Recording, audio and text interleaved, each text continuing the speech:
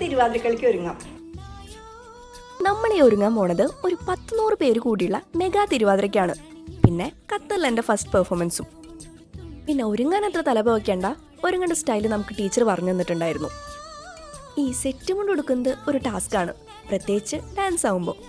സാരില്ല, സഹായത്തിന് ഒരു 100 പിന്നും ഷാലും ഉണ്ട്. ആക്സസറീസൊക്കെ നാട്ടിൽ നിന്ന് ഇറക്കുമതി ചെയ്തിട്ടുണ്ട്.